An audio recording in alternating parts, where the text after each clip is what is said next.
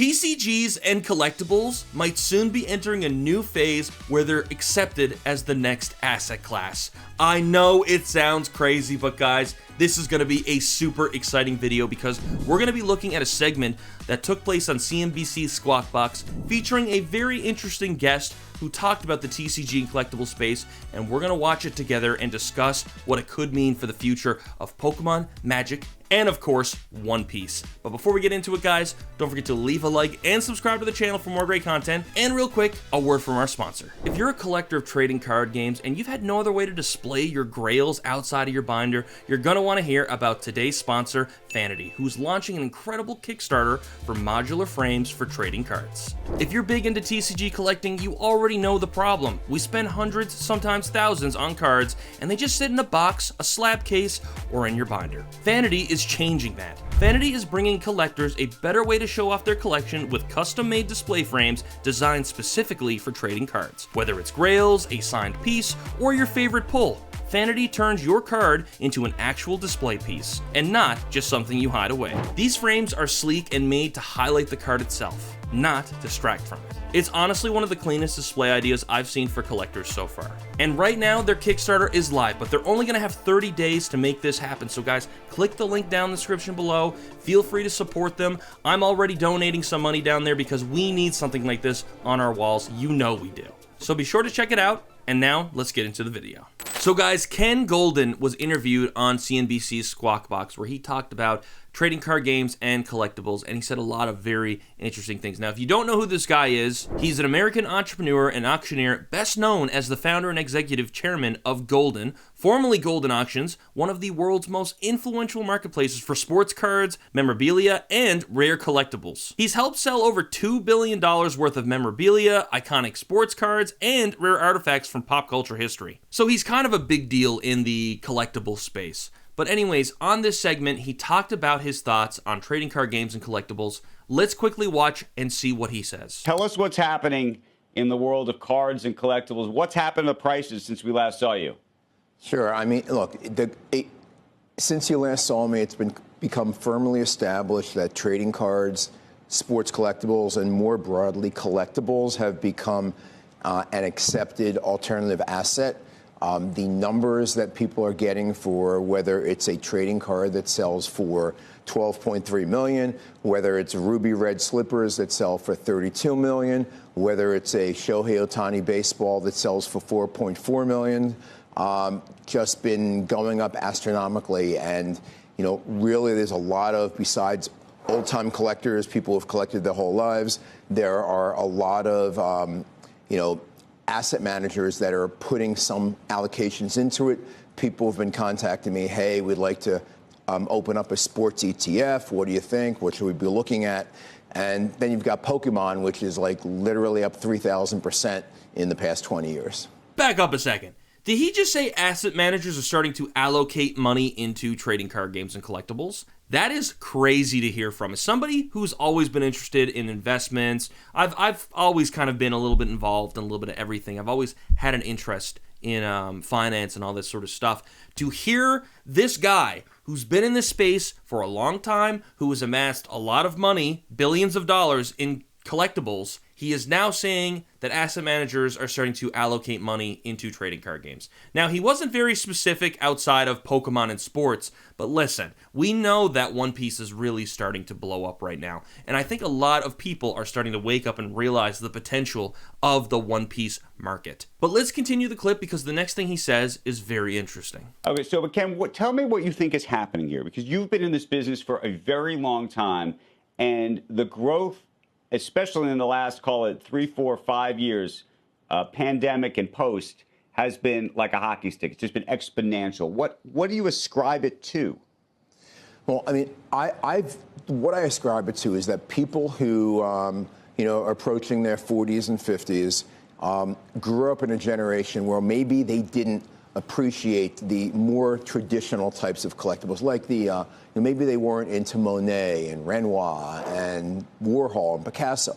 They were into, Mickey Mantle. They were into Michael Jordan. They were into Kobe Bryant. And though that is what they worshipped. So collectibles, to me, really captures a moment in time. When you own a rare collectible, you're really owning a piece of history, and that iconic moment, whether it's a T206 Honus Wagner card or whether it's a game-used jersey, is yours forever. And the appreciation is out there, and people who have the money want to own the best of the best. And the difference between now in 2025 as we approach 26 and COVID in 2020 and 2021 is, I think, that back then it was indiscriminate buying. Stuff that was not, to me, rare, that should not be very valuable, we're going up 200, 300, 400%, weekly.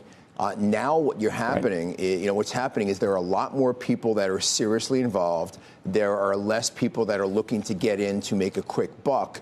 And the best of the best is constantly going up. And the stuff that, is really not that very rare or common is just, slowly, very slowly increasing. So if you're somebody that's been in the trading card space for a very long time, like myself, I've been collecting cards since I was a kid, what he said is very true. So many people back in the day didn't appreciate what they had. I mean, we were all collecting cards and all sorts of things, and we just didn't really think it was going to be worth anything in the future. But now we're starting to realize that those very things were very valuable back in the day. I mean, how many of us realized that we all had that Charizard that's now worth so much money that we're just punching ourselves over? But the One Piece TCG, although new, has given the opportunity to many people to get their own Charizard, i.e. the Gold SP Luffy, the Gear 5 Luffy. I mean, there's so many incredible cards you could get grails. The Gold Roger card, I mean, this card is still a very significant card to own and all that sort of stuff. But guys,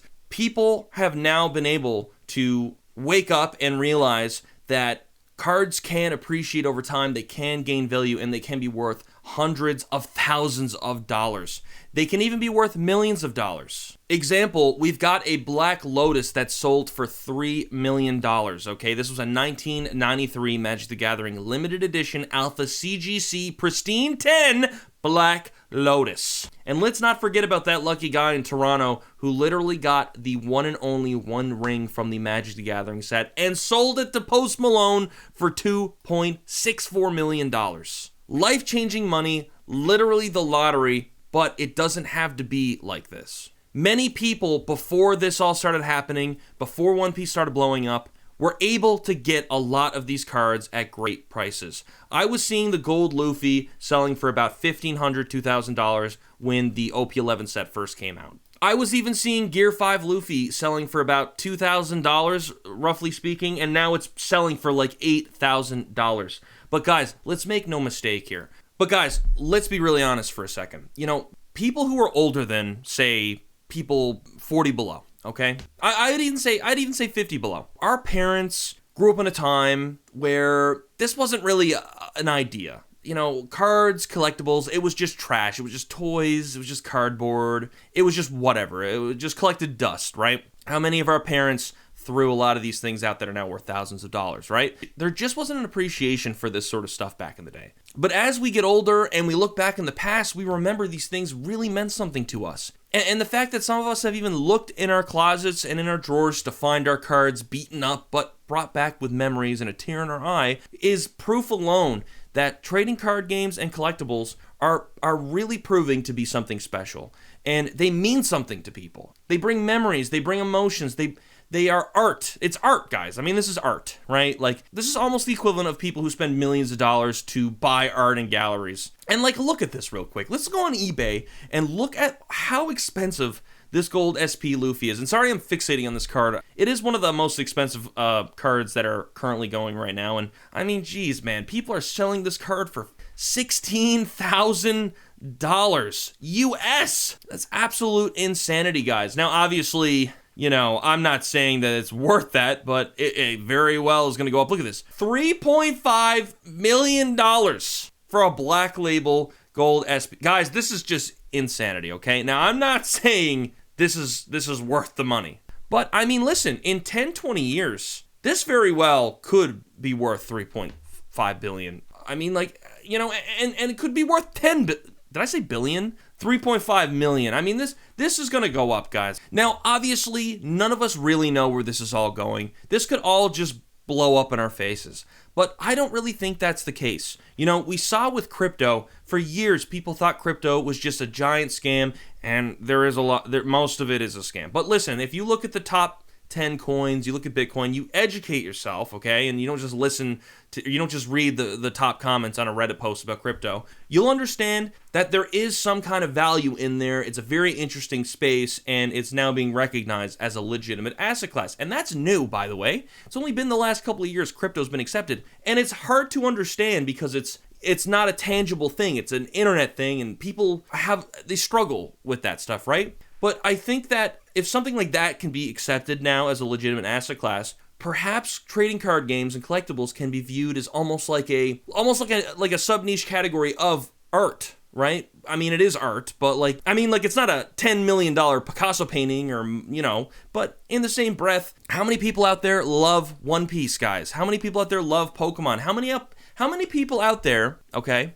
are going to be in their 50s, 60s, 70s and look back on the time that they could have bought their favorite One Piece card and held it? And that is kind of where we are with all of this stuff, guys. Now, again, this is all speculation. I am not telling you to dump all of your money into One Piece cards or Pokemon or Magic or nothing. You need to be financially responsible with what you're doing with your money, guys. But at the end of the day, if you're somebody that's interested in this space, you're interested in the trading card space in general, educate yourself. Be smart with your money. Learn a little thing or two about investing, economics, and don't dump your savings in this space, guys. Don't do it. Incredibly risky. I'm not a financial advisor, but if you can buy a couple of your favorite cards, you can get a couple of mangas, a couple of the grails. I mean, listen, it's no different than buying a couple, a little bit of gold here and there, or a little bit of Bitcoin, or whatever, guys. But, at the end of the day, this is all very exciting news. There's definitely a lot of really great things happening in this space right now, things that I never thought were going to happen,